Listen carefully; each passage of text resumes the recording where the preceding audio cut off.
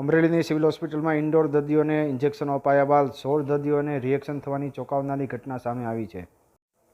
Amreli civil હોસ્પિટલમાં ઘોર બેદરકારીના કારણે અંધાપા કાંડની ઘટના હજી તાજી જ છે. ત્યાં આ પ્રકારની બીજી ઘટના પ્રકાશમાં આવતા ભારે ચકચાર મચી જવા પામી છે. આ ઘટનાની વિગતથી વાત કરીએ તો અમરેલીની સિવિલ હોસ્પિટલમાં ઇન્ડોર દર્દીઓના વોર્ડમાં દર્દીઓને રાત્રિના સમયે રૂટીન મુજબના ઇન્જેક્શન અને દવાઓ આપવામાં આવતા હતા. આ ઇન્જેક્શનને દવા આપ્યા પછી દર્દીઓને ઉલટી સહિતની આડઅસરો ચાલુ થઈ હતી અને એકસાથે 15 દર્દીઓને રિએક્શન આવતા તેમને તાત્કાલિક ધોરણે સારવાર માટે ટ્રોમા સેન્ટરમાં ખસેડવામાં આવ્યા હતા. આ પૈકી 3 દર્દીઓની હાલત વધારે ગંભીર હોવાના કારણે તેમને આઈસીયુમાં પણ ખસેડવામાં આવ્યા હતા. આ અંગેની જાણ થતાં રાત્રિના સમયે હોસ્પિટલમાં દર્દી અને તેના સગાઓના ટોળેટોળા ઉમટી પડ્યા હતા અને પોલીસ બોલાવવાની ફરજ પડી હતી. હોસ્પિટલ મેનેજમેન્ટ દ્વારા જવાબદારો સામે કડકમાં કડક કાર્યવાહી કરવાના બદલે દર્દીની તાસીર ઉપર આધાર હોવાનો લૂલો બચાવ પણ કરવામાં આવ્યો હતો. આ હોસ્પિટલમાં અગાઉ પણ અંધાપા કાંડ જેવી ગંભીર ઘટના બની હતી, ત્યારે આ પ્રકારની ઘટનાઓ વારંવાર ન બને તે માટે હોસ્પિટલ દ્વારા જવાબદારો સામે કડકમાં કડક કાર્યવાહી કરવા માટે માંગણી ઉઠી રહી છે. રિપોર્ટિંગ બાય યોગેશ કવિશ્વર, શાશ્વત સંદેશ ન્યૂઝ. ગઈકાલે જે ઘટના બની, શું ઘટના હતી? ગઈકાલે આપણા ફિમેલ મેડિકલ વોર્ડ નંબર 3માં કેટલાક પેશન્ટને ઇન્જેક્શન ગાંઠલા ચડાયા પર પછી થોડું સામાન્ય પ્રકારનું રિએક્શન આવેલું હતું અને પછી એ ધ્યાનમાં આવ્યું એટલે એ દવાઓને આપણે ઉપયોગ કરવાનું બંધ કર્યું અને એને જે રિએક્શન આવ્યું એના ઇન્જેક્શન ડેક્ઝોનાને એ બધું આપ્યું અને એ બધાને તાત્કાલિક ફિઝિશિયનને આવીને તપાસ્યા અને બધાને સ્ટેબિલાઇઝ કરી અને ઓબ્ઝર્વેશનમાં મૂક્યા અને જે દવાઓ હતી એ કઈ દવાથી રિએક્શન આવ્યું, સામાન્ય પ્રકારનું રિએક્શન હતું પણ કઈ દવાથી આવ્યું એ પણ ટેસ્ટિંગ આજે આપણે કરાવીએ છીએ ફૂડ એન્ડ ડ્રગમાં. અને જે વપરાયા એમાં આઈવી સેટ વપરાયા, ઇન્જેક્શનની સિરિંજ વપરાય, નીડલ વપરાય, એનું પણ આપણે ટેસ્ટિંગ કરાવીએ છીએ. અને જે રિએક્શન આવ્યું સામાન્ય પ્રકારનું હતું, બધા પેશન્ટ સ્ટેબલ હતા. એમાંથી કેટલાક પેશન્ટને આજે સારા થતાં રજા આપવામાં આવી છે અને હાલ કોઈ પેશન્ટ સિરિયસ નથી. જે 3 પેશન્ટને આપણે આઈસીયુમાં ઓબ્ઝર્વેશન માટે રાખ્યા હતા, કારણ કે એને મૂળભૂત જે બીમારી હતી, એકને કિડનીની ડાયાલિસિસની બીમારી હતી, એકને કાર્ડિયોવાસ્ક્યુલર સ્ટ્રોક હતું અને જૂનું બેડસોર ને એ બધું હતું, એકને કાર્ડિયોમાયોપેથી ડાયલેટેડ હાર્ટ હતું. એટલે એ પહેલેથી સિરિયસ હતા મૂળભૂત રીતે. એને ઓબ્ઝર્વેશનમાં રાખવા માટે આપણે આઈસીયુમાં રાખ્યા હતા. એ પણ અત્યારે સ્ટેબલ છે. એમાંથી 2ને રજા આપી છે અને એકને ડાયાલિસિસ કરવાનું બાકી છે, એટલે આપણે રાખેલા છે. કુલ કેટલા દર્દીઓ હતા અને કેટલા લોકોને રિએક્શન અને કેટલા ગંભીર છે? એટલે આપણી પાસે જે ગઈકાલે આંકડો હતો તે 15નો આંકડો છે. એમાં 8 છે તે ટ્રોમામાં આપણે રાખેલા, 4 વોર્ડમાં હતા અને 3 આઈસીયુમાં હતા. એમ કરીને 15 પેશન્ટ હતા. સિરિયસ તો પહેલેથી કોઈ નહોતા, બધા પેશન્ટ સ્ટેબલ હતા અને હાલ પણ કોઈ સિરિયસ નથી. અને રિએક્શન જે આવ્યું એ પણ ખૂબ માઇલ્ડ પ્રકારનું હતું. એવું કંઈ એનાફાઇલેક્ટિક શોક કહેવાય કે પેશન્ટ કોલેપ્સ થઈ જાય કે સિવિયર એલર્જી થઈ જાય, એ પ્રકારનું કોઈ સિરિયસ રિએક્શન નહોતું. કેટલા દર્દીઓને રજાઓ આપવામાં આવી છે? આજે આપણે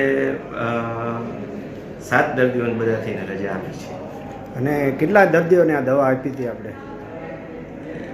એમાં દવા કોઈ કોમન એક જ દવાથી બધા દર્દીને રિએક્શન આવ્યું એવું દેખાતું નથી અત્યારે. પણ કેટલીક દવાઓનું અમે લિસ્ટ બનાવ્યું છે જે બધામાં વપરાય. એમાં 8 પ્રકારની દવાઓ થાય છે.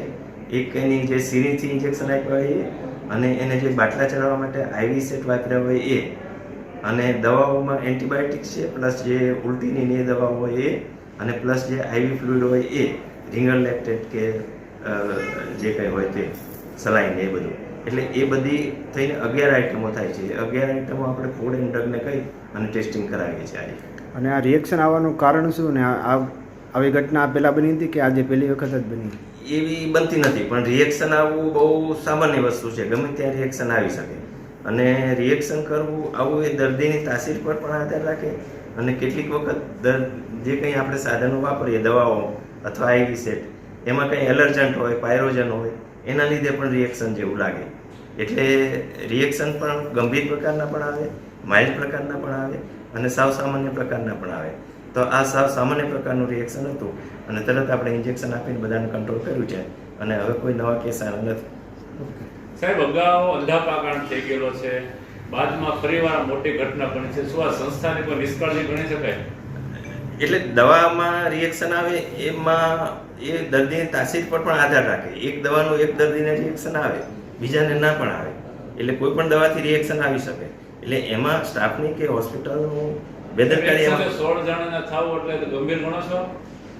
નહીં, આમાં ગંભીર તો તપાસ કરવાનો વિષય છે. એમાં જે બહાર આવે એના પરથી જે દવા કંઈ એમાં ફોલ્ટમાં હોય તો એ દવા ખરીદવામાં આવતી હોય ક્યાં ક્યાં ટેસ્ટ કરવામાં એ દવા આપણને સ્ટેટમાંથી પણ આપવામાં આવે છે, GMS સેલમાંથી, અને એનું સેમ્પલિંગ ને ટેસ્ટિંગ થતું હોય છે. અને જે ફાર્માસ્યુટિકલ પાસેથી આપણે ડાયરેક્ટ લઈએ એ પણ ફૂડ એન્ડ ડ્રગના ડાયરેક્ટ કંટ્રોલમાં હોય, એનું પણ ટેસ્ટિંગ ને મોનિટરિંગ બધું થતું હોય. અને આ સ્પેશિયલ કેસમાં પણ આપણે એનું ટેસ્ટિંગ કરાવશું.